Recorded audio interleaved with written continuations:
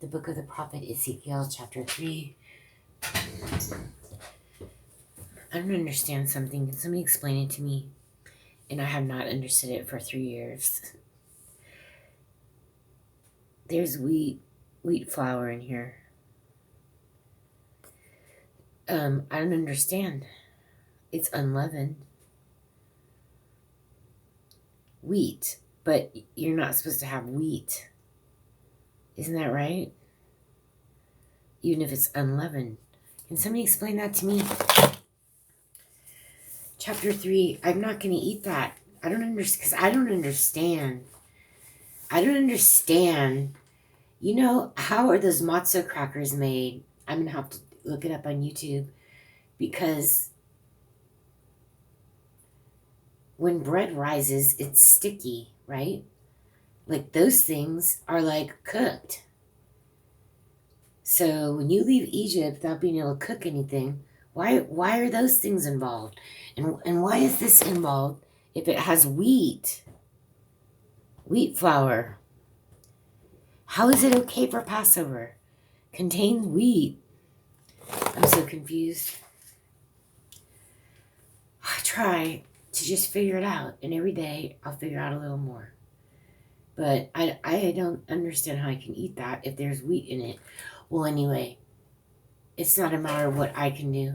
It's a matter of why are they selling that? If unleavened bread it's sticky bread, those Passover crackers are cooked. I don't get this.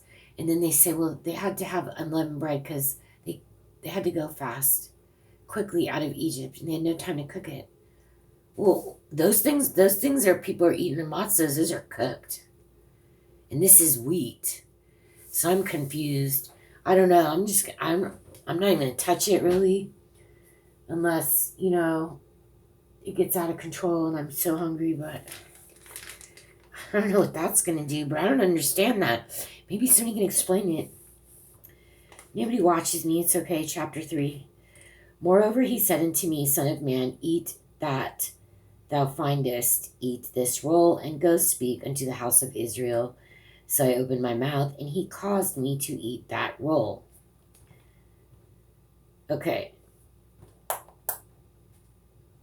He's not talking about a wheat roll, a bread roll. He's talking about this roll of a book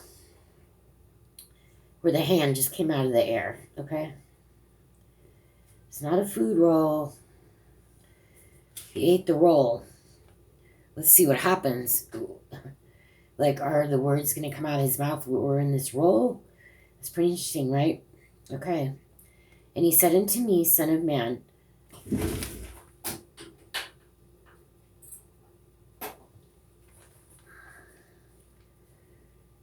go, get thee into the house of Israel, and speak with my words unto them.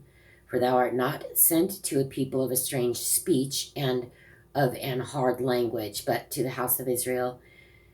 Not too many people of a strange speech and of an hard language, whose words thou canst not understand. Surely had I sent thee to them, they would have hearkened unto thee. But the house of Israel will not hearken unto thee, for they will not hearken unto me. For all the house of Israel are impudent and hard-hearted. Behold, I have made thy face strong against their faces, and thy forehead strong against their foreheads. As an adamant, harder than flint, have I made thy forehead. Fear them not, neither be dismayed at their looks. Got that again. Though they be a rebellious house.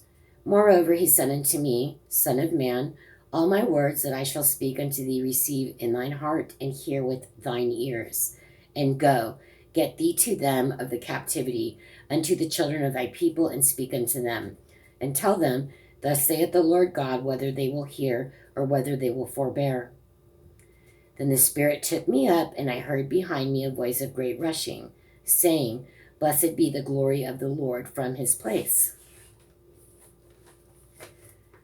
I heard also the noise of the wings of the living creatures that touched one another, and the noise of the wheels over against them, and a noise of a great rushing. So the Spirit lifted me up and took me away, and I went in bitterness in the heat of my spirit. But the hand of the Lord was strong upon me. Then I came to them of the captivity at Tel Abib, that dwelt by the river of Chebar, and I sat where they sat, and remained there astonished among them 7 days.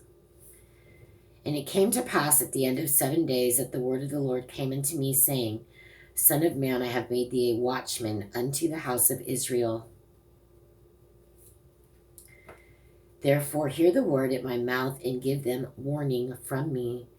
When I say unto the wicked, Thou shalt surely die, and thou givest him not warning, nor speakest to warn the wicked from his wicked way, to save his life, the same wicked man shall die in his iniquity, but his blood will I require at thine hand. Yet if thou warn the wicked, and he turn not from his wickedness, nor from his wicked way, he shall die in his iniquity, but thou hast delivered thy soul. Again, when a righteous man doth turn from his righteousness and commit iniquity, and I lay a stumbling block before him, he shall die, because thou hast not given him warning. He shall die in his sin, and his righteousness which he hath done shall not be remembered, but his blood will I require at thine hand. Nevertheless, we're getting a new covenant here. Nevertheless, if thou warn the righteous man that the righteous sin not, and he doth not sin, he shall surely live, because he is warned. Also, thou hast delivered thy soul. And the hand of the Lord was there upon me, and he said unto me, Arise, go forth into the plain, and I will talk with thee. Then I arose and went forth into the plain, and behold, the glory of the Lord stood there, as the glory which I saw by the river of Chebar, and I fell on my face. Then the Spirit entered into me, and set me upon my feet, and spake with me, and said unto me, Go, shut thyself within thine house. But thou, O son of man, behold, they shall put hands upon thee, and shall bind thee with them, and thou shalt not go out among them. And I will make thy tongue cleave to the roof of thy mouth, that thou shalt be dumb, and shalt not be to them a reprover, for they are a rebellious house.